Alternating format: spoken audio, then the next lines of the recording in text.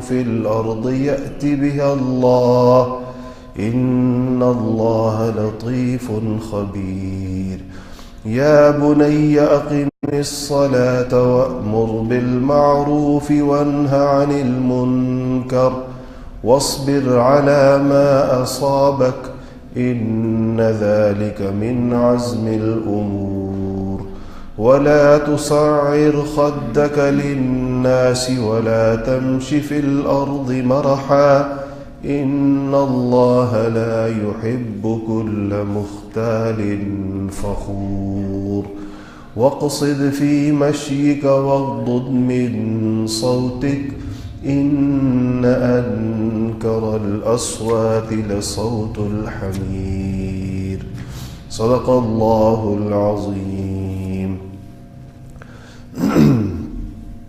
گزشتہ جو متصل ہفتہ تھا اس میں تو میں نہیں تھا، مفتی زاہد صاحب نے درس دیا تھا. اس سے گزشتہ پچھلے ہفتے جو ہمارا درس ہوا تھا وہ سورہ فرقان کے آخری رکوع کے بارے میں تھا، جس میں دوسرا رکوع ہے، اور اس میں حضرت لقمان کی نصیحتیں ہیں اپنے بیٹے کو، اور چند جملوں کے اندر پورا شریعت کا جو پورا نظام ہے، جو تمام شعبے ہیں شریعت کے، عبادات ہیں، اخلاق ہے، معاشرت ہے، سب پر انہوں نے روشنی ڈالی ہے چند مختصر جملوں کے اندر جو آیتیں. اس سورت کا نام ہی سورہ لقمان ہے. حضرت لقمان کے بارے میں راجح بات تو یہی ہے کہ وہ نبی نہیں تھے، اگرچہ بعض حضرات نے ان کی نبوت کا بھی قول کیا ہے، وہ کہتے ہیں کہ وہ نبی تھے اور یہ ان کی طرف وحی آئی ہے. تو بات تو ان سے ہوئی ہے لقمان علیہ السلام، لقمان سے، لیکن جمہور علماء، اکثریت علماء کی، مفسرین کی اس طرف گئی ہے کہ وہ نبی نہیں تھے، ایک نیک آدمی تھے، ولی تھے. اللہ تعالیٰ کی طرف سے ان کو حکمت دی گئی تھی، ان کے نام کا حصہ ہی حکیم، لقمان حکیم کہلاتے ہیں. اور اس میں اللہ جل شانہ فرما بھی رہے ہیں کہ ہم نے ان کو حکمت دی، وَلَقَدْ آتَيْنَا لُقْمَانَ الْحِكْمَةَ. اور ان کا دور جو تھا، یہ بعض حضرات نے تو ان کو انبیاء علیہ الصلوۃ والسلام سے ان کی رشتہ داریاں بیان کی ہیں، اور یہ کہا ہے کہ حضرت ادریس کے بھانجے تھے، کوئی کہتا ہے یہ ان کے خالہ زاد بھائی تھے، اور پھر یہ ان کو بہت لمبی عمر ملی اور انہوں نے مختلف انبیاء علیہ الصلوۃ والسلام کا زمانہ پایا. اور بعض حضرات پھر یہ کہ ان کے بارے میں کہ یہ بھی آتا ہے تفاسیر میں کی تفصیلات کے اندر کہ یہ حبشی تھے، اور ایک دفعہ یہ بیٹھے ہوئے تھے کہیں حکمت کی باتیں کر رہے تھے، لوگ ان کے گرد بیٹھے ہوئے تھے، تو ایک صاحب آئے اور انہوں نے ان سے کہا کہ تم وہی نہیں ہو جو میرے ساتھ فلانی جگہ پر بکریاں چرایا کرتے تھے؟ تو انہوں نے کہا کہ ہاں میں وہی ہوں. تو انہوں نے ان سے کہا کہ پھر تمہیں یہ مقام، یہ مرتبہ کیسے ملا کہ آج تمہاری باتیں لوگ بیٹھ کر سنتے ہیں؟ تو اس پر دو مضامین مختلف قسم کے آئے ہیں. ایک جگہ آیا کہ انہوں نے کہا کہ زبان کی حفاظت، اللہ تعالیٰ کا شکر اور لایانی اور فضول کاموں سے اجتناب کی وجہ سے مجھے اللہ جل شانہ نے یہ مقام عطا فرمایا. بہرحال قرآن پاک کا مزاج یہ ہے کہ وہ ان تفصیلات کو خود قرآن بیان نہیں کرتا. اب لقمان کا ذکر ہے، ان کا نام ہے، ان کی نصیحتیں ہیں. یہ تفصیل قرآن میں موجود نہیں ہے کہ وہ کون تھے، کس زمانے میں تھے، اور ان کی مزید تفصیلات کس علاقے کے تھے، اس کے بارے میں نہیں. اس کا مقصد یہ ہوتا ہے کہ لوگ ان چیزوں کے اندر زیادہ لمبی چوڑا غور و فکر کی بجائے جو بات کی گئی ہے اس بات پر توجہ دیں. اس لیے ان تفصیلات کو قرآن میں نہیں بیان کیا جاتا، ورنہ اللہ جل شانہ کے لیے کیا مشکل تھا کہ ایک آیت کے اندر ان کے تفصیلی تعارف کر دیتے کہ یہ تھے لقمان. تو یہاں پر کہا کہ وَلَقَدْ آتَيْنَا لُقْمَانَ الْحِكْمَةَ. اللہ جل شانہ نے فرمایا کہ ہم نے لقمان کو دانائی عطا کی. حکمت کا مراد ہوتا ہے، مطلب ہوتا ہے دانائی، فہم، سمجھ، بوجھ، ایسی چیز جس سے دوسروں کو فائدہ ہو، ایسی بات، ایسے نتائج تک دوسروں کو پہنچانا جس سے لوگوں کو فائدہ ہو، یہ دانائی ان کو عطا ہوئی تھی۔ انشکر للہ، کہ اللہ کا شکر ادا کرتے رہو۔ یہاں سے مفسرین نے یہ نقطہ مستنبط کیا ہے کہ دانائی اور حکمت اور فہم اور عقل اور ذکا کا اولین تقاضا یہ ہوتا ہے کہ وہ بندہ اللہ تعالیٰ کا شکر گزار ہوتا ہے۔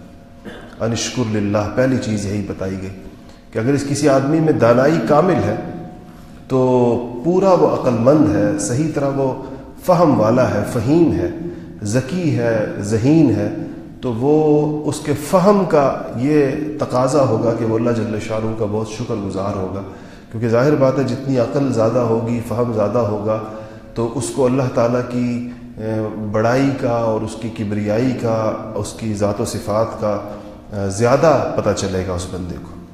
اور پھر کہا کہ وَمَن يَشْكُرْ فَإِنَّمَا يَشْكُرُ لِنَفْسِهِ، یہ جو تمہیں شکر کا کہا جاتا ہے، اللہ جل شانہ یہ فرما رہے ہیں تم لوگوں کو یہ غلط فہمی نہ ہو جائے کہ کہیں تم انسانوں کے یا مخلوق کے شکر سے کوئی اللہ جل شانہ کو فائدہ ہوتا ہے۔ وَمَن يَشْكُرْ فَإِنَّمَا يَشْكُرُ لِنَفْسِهِ، جو بندہ شکر کرے گا وہ شکر کرتا ہے، وہ اپنے فائدے کے لیے شکر کرتا ہے۔ اللہ تعالیٰ فرما میرا کوئی فائدہ نہیں، اللہ کہہ رہے ہیں۔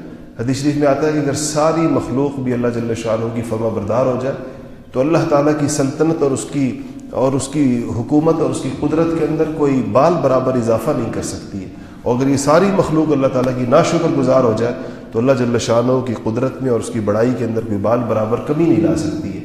اس لیے اگر شکر کرے گا تو اپنے لیے کرے گا۔ ومن کفر، اور جو ناشکری کرے گا، فإن اللہ غنی حمید، تو پھر اللہ جل شانہ جو ہے وہ بڑا بے نیاز ہے۔ غنی کہتے ہیں بے نیاز کو، انتہائی اللہ تعالیٰ بے نیاز ہے۔ حمید کہ وہ خود بذات خود قابل تعریف ہے، یعنی ہماری تعریف کرنے سے نہیں اس کی تعریف ہوتی، وہ تو خود اپنی ذات میں خود ہی قابل تعریف ہے، ہم کریں یا نہ کریں اس کی تعریف جو ہے وہ متعین ہے اور معلوم ہے، اور وہ بے نیاز ہے، ہماری حمد و ثنا سے بے نیاز ہے، ہماری تعریفات سے بے نیاز ہے۔ یہ تو ہوئی بات لقمان کو جو اللہ نے فرمائی۔ یہاں سے اب لقمان علیہ السلام کی اپنے بیٹے سے بات شروع ہوتی ہے۔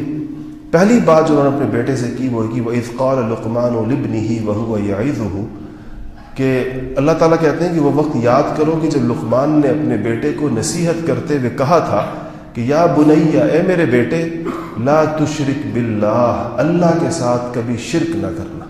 یہ پہلی بات عقیدہ توحید کا بیان ہے، اور یہیں سے بات شروع ہونی چاہیے۔ جب بھی اس دین کی بات ہوگی، کوئی نصیحت کی بات ہوگی، تو کوئی فلاح اور بہتری کی بات ہوگی تو وہ توحید سے ہی شروع ہوگی۔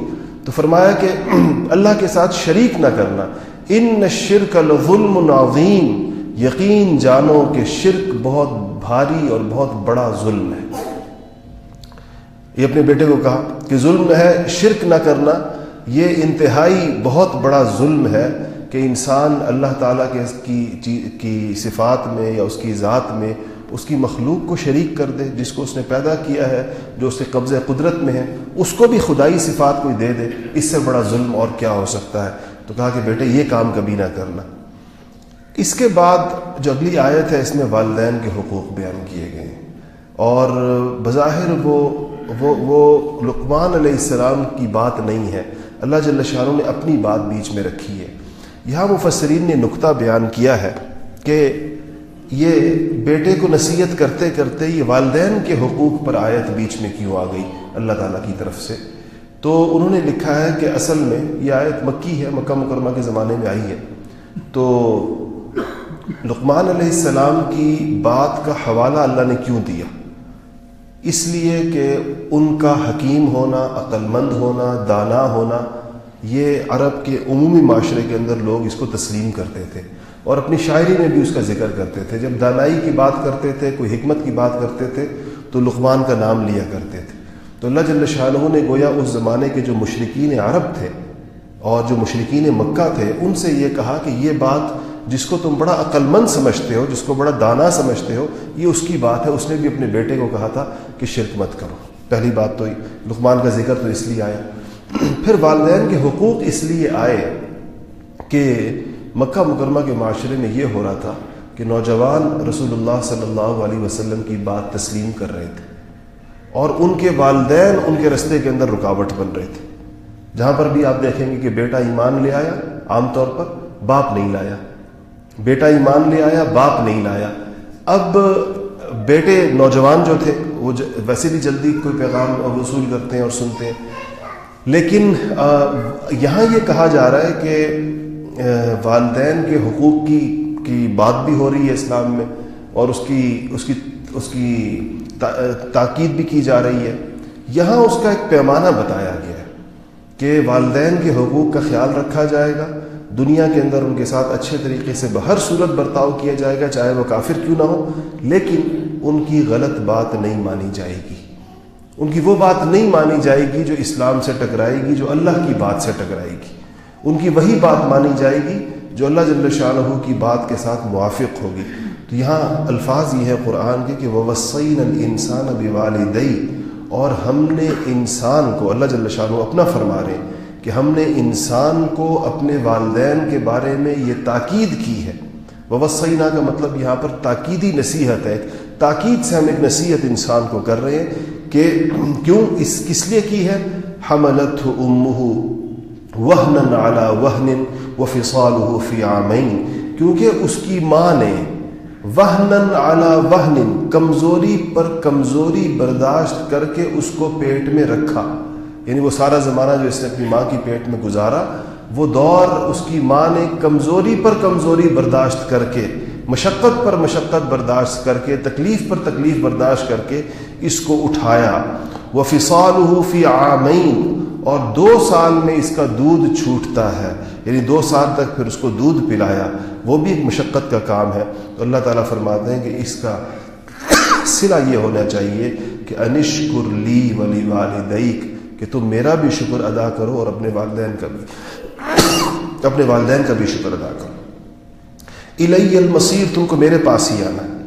مگر وَإِن جَاهَدَاكَ عَلَىٰ أَن تُشْرِكَ بِي مَا لَيْسَ لَكَ بِهِ عِلْمٌ، البتہ اگر وہ تم پہ زور ڈالے، تمہیں مجبور کرے کہ تم میرے ساتھ کسی کو خدائی میں شریک ٹھہراؤ، ان تشرک بی، اس کو شریک کرو جس کے شریک ہونے کی کوئی دلیل تمہارے پاس نہیں ہے.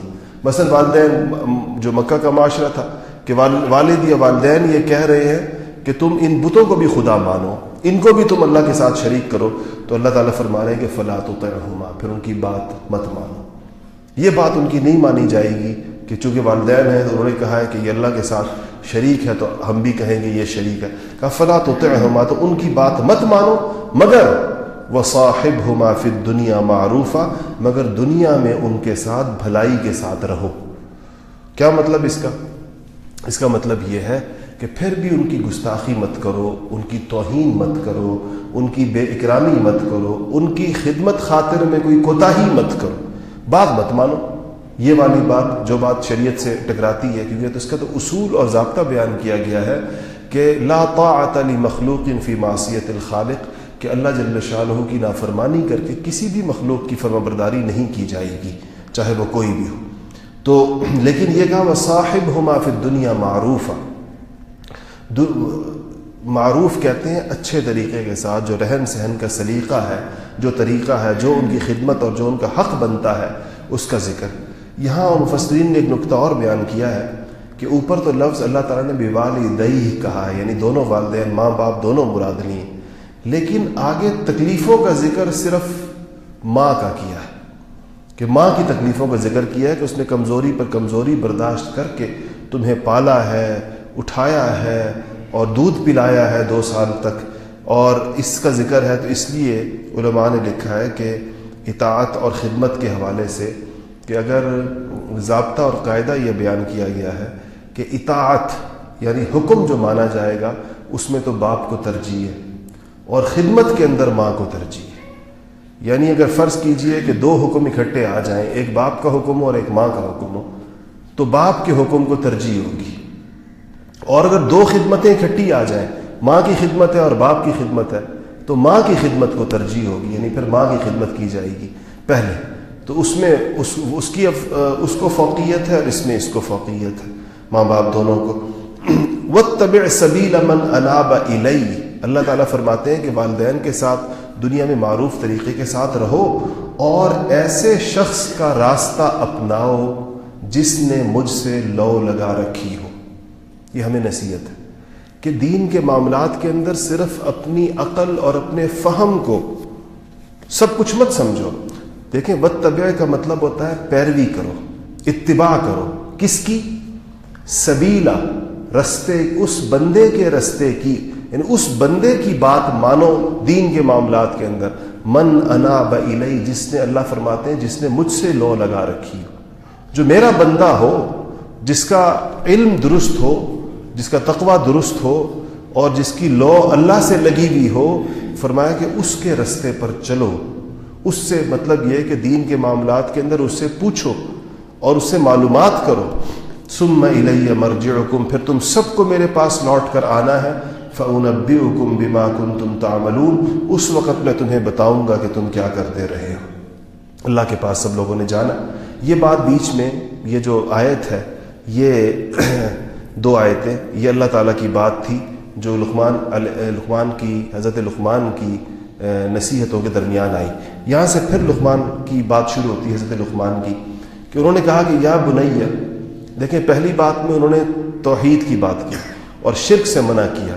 اب یہاں پر یعنی عقیدہ توحید کو بیان کیا پہلی جملے میں لقمان نے.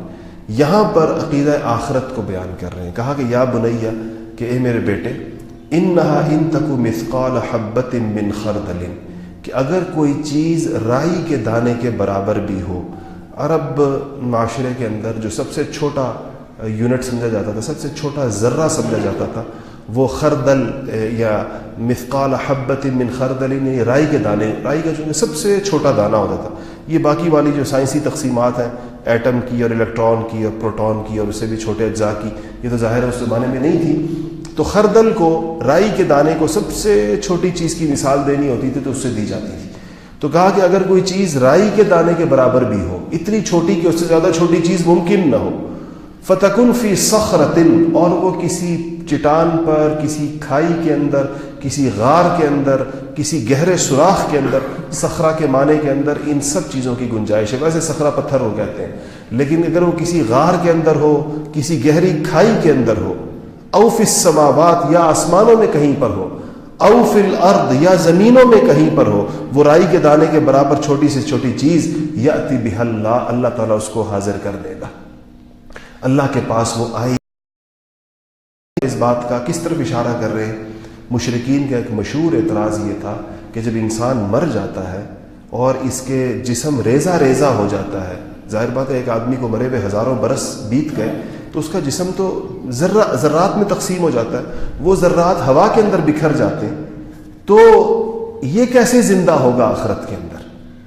اس پر بتا رہے ہیں، ان کو کہہ رہے ہیں کہ کوئی چیز جتنی چھوٹی سے چھوٹی ہو جائے اور دنیا میں کہیں بھی، زمینوں میں یا آسمانوں میں، پہاڑوں میں یا کھائیوں میں، کہیں پر بھی وہ کھو جائے، یأتی بہا اللہ، اللہ تعالیٰ اس کو لے آئے گا، اللہ اس کو حاضر کر دے گا. اس کی قدرت سے وہ باہر نہیں ہے. ان اللہ لطیف خبیر، لطیف کہتے ہیں انتہائی باریک بین کو، باریک بینی سے جس کا علم ہوتا ہے، جو ہر چیز کو باریک بینی سے جانتا ہے. تو کہا کہ یقین جانو ان اللہ لطیف، بہت باریک بین ہے، خبیر، بہت باخبر ہے. کوئی چیز اس کے ادراک سے، اس کے علم سے، اس کے مشاہدے سے، اس کے سامنے ہونے سے کوئی چیز بھی باہر نہیں ہے. یہ عقیدہ توحید بھی بیان کر دیا ایک جملے میں، عقیدہ آخرت بھی، بعث بعد الموت